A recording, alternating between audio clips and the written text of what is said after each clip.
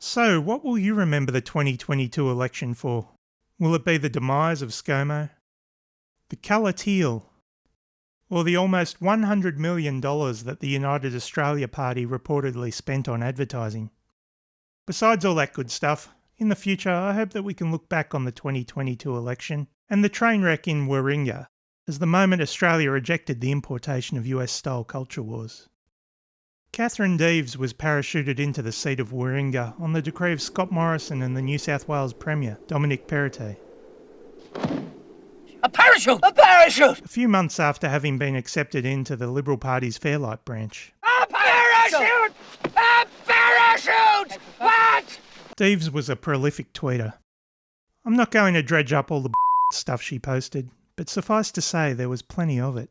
Now it seems highly unlikely to me that before picking their candidate, the Liberal Party hadn't bothered to do a quick scan of Deves' social media accounts. This leads me to believe that Catherine Deves was selected by the former Prime Minister for a reason, and with her history there was no way that reason was to win back a seat like Waringa. It seems to me that Morrison was willing to spark a culture war. He was prepared to trade off some inner city seats that were already in doubt, in the hope that he'd pick up some outer suburban or regional seats.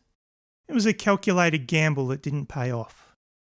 In a last, desperate bid for victory, Catherine Deves was Morrison's weapon of mass destruction, deployed to dog whistle on an amplified scale.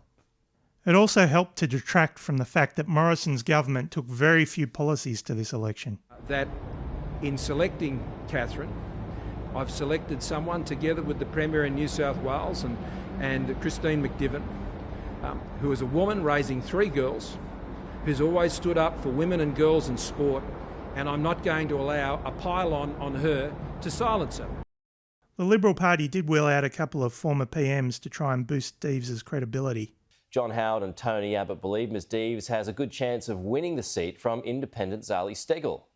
Do you think this controversy has harmed Catherine's campaign? The short answer is not really. John Howard agrees. I think we've got to preserve a sense of proportion. But that wasn't going to be enough. Let's go to the seat of Waringa in New South Wales. On election night, independent Zali Steggall quickly claimed victory. Again.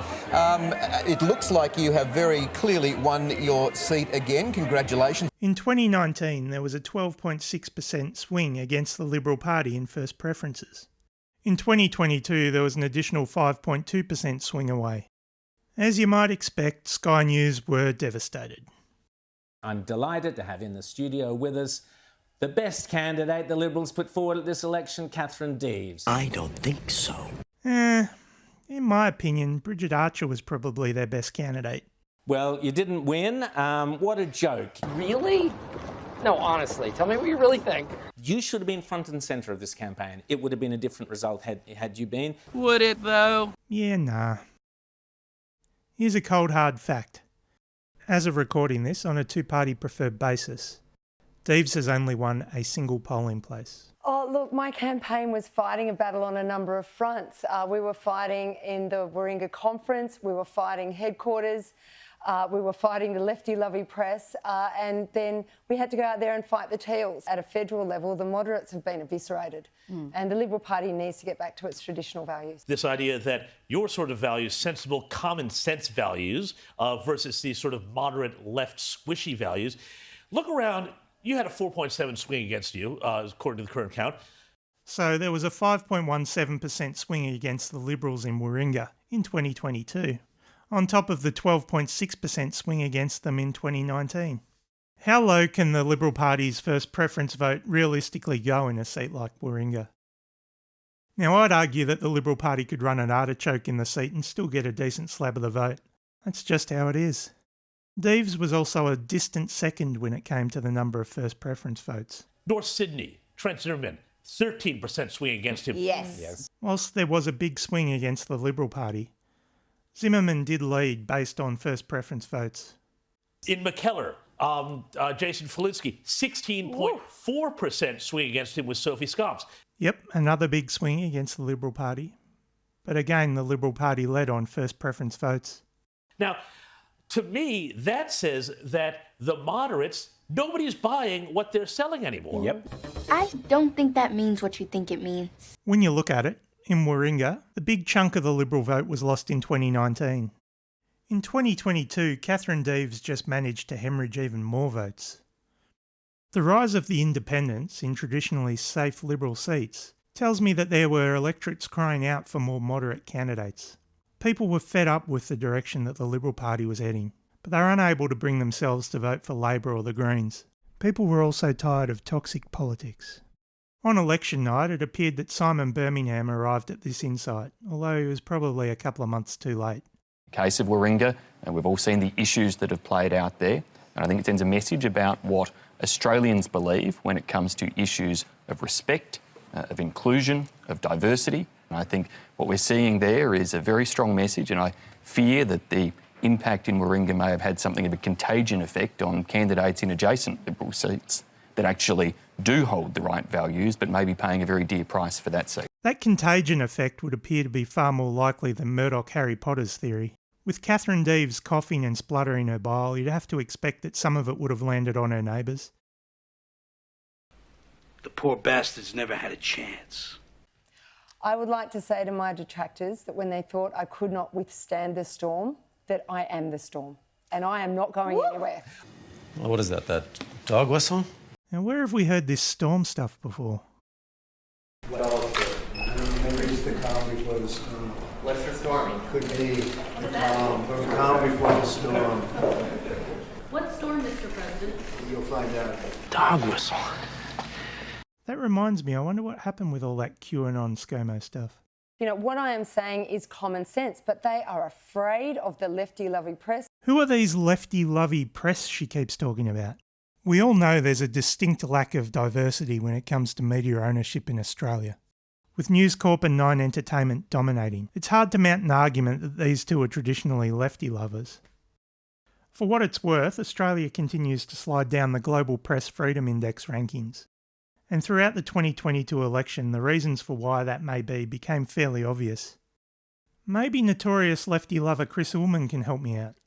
Oh, look, I think that there are a lot of people in Australia who would agree with Catherine Deves. One of the things that I can't understand is what exactly has Catherine Deves done that she needs to be driven from politics with a forked stick for? Matt Keynes think it was an alarming case. Because she made an bigotry. inappropriate comment, and you should be sensitive in public life. Is it a big election issue? I mean, how much No, on I it don't think keeps it bubbling is. along? I think it is it's an election issue among a certain group of people. Yeah. It's pushed along by those that read The Guardian. Right, so just the Guardian readers then. Got it. They are afraid of the Twitterati, but ordinary Australians back me in that position. I'm not so sure about that. This was a position Deves stood firm on both before and after election day. A lot of quiet Australians just walking up to me, tapping me on the elbow and saying, keep going. I'm speaking for the quiet Australians. Quiet Australians, quiet Australians. The quiet Australians. So who are these quiet Australians? Are they the ones that delivered Scott Morrison his 2019 miracle? These are the quiet Australians who have won a great victory tonight. If they are, they didn't turn out this time around. Like Simon Birmingham, too little too late, Senator Andrew Bragg spoke out about the impact Catherine Deves had on the election. There wasn't just climate in the election, there was also the pre-selection of candidates like Catherine Deves and Waringa. Voters rejected her views on trans issues. They delivered a 5.6% swing against the Liberals in the seat. Should Scott Morrison have dumped her? Look, I think it was very regrettable, that whole episode, and we spent so much time talking about a very vulnerable minority throughout the religious discrimination debate and then throughout the election campaign. I thought it was very undignified and very hurtful to many people in our society, and I don't think people want the Liberal Party to go there. I think they want the Liberal Party to focus on enterprise and fairness and the protection of minorities rather than trying to import US-style culture wars. I mean, this whole issue is an issue which is a red herring. I mean, there are no community sporting groups or national sporting codes that are seeking law reform, yet this issue came to the fore so often during the campaign. In the city seats, I think people were concerned about the lack of progress on the Integrity Commission. I think people were unsure why we were spending so much time on the religious discrimination legislation, and I don't think people could understand why we were talking about the trans issues in any context, given that there wasn't any groundswell. Certainly, given this was presented as a sporting issue, there's no sporting club that was raising it as a problem. So I think people were a bit confused about our priorities. Damn right I was. I've wanted to ask you for some time. You apologised for some of the things you said publicly, some of your tweets. Specifically, what did you apologise for? What are the things that you got wrong? What did you say that you shouldn't have said? Look, I don't think Twitter is the right place to be having arguments about very complex, emotive issues. And I apologise for my language. I do not resile from my position. Sorry, not sorry. So you're not really apologising or stepping back from that language? Well, I'm apologising for how people might have perceived it. Spare me. In the end, the Waringa train wreck probably summed up the Coalition's 2022 campaign. Tone deaf. Scott Morrison had attempted to create an issue to distract from the fact his government had no policies or intentions to act on the actual issues that the community was focused on. The fact that he was so willing to throw one of the more vulnerable groups in society under the bus to try and save his own skin spoke volumes. For her part, it seems that Catherine Deeves is threatening to stay in politics. In what capacity is anyone's guess. In the meantime, don't be surprised if she becomes a more frequent fixture on Sky News. She's certainly built up a little fan club there. The great Catherine Deeves.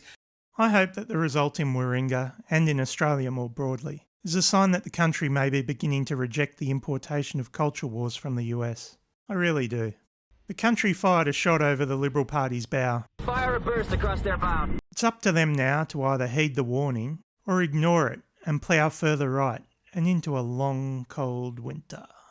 For the night is dark and full of terrors. With Peter Dutton at the helm, I can't see things turning around anytime soon though.